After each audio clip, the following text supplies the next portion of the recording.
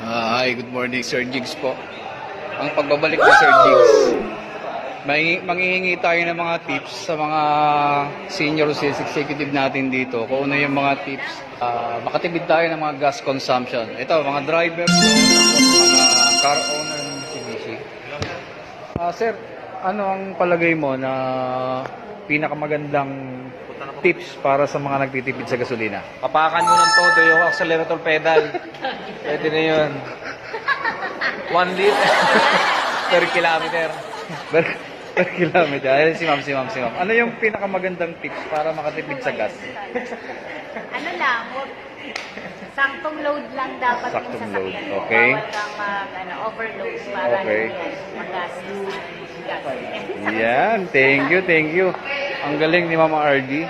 So dito kay Sir Ricardo Cadaba, ano ang pinakamagandang tips mo na maibibigay sa mga viewers doon sa mga bagong Mitsubishi car owner? Mga pala, shoutout nga pala sa mga client ko na titiwala at nanatili sa pagbili sa akin. Tips lang para sa makakatipid. I-check lagi ang hangin sa tamang specs para hindi nahihirapan yung makina. And then check your travel, the mileage, kung ilan ang tatakbuhin para malaman mo rin yung ikakarga.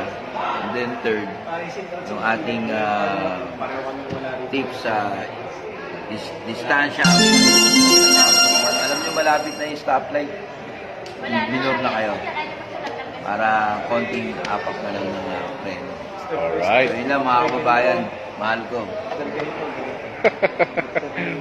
Alright, so yun lang, no? Nagbigay sila ng tips para sa fuel efficiency tips, ano?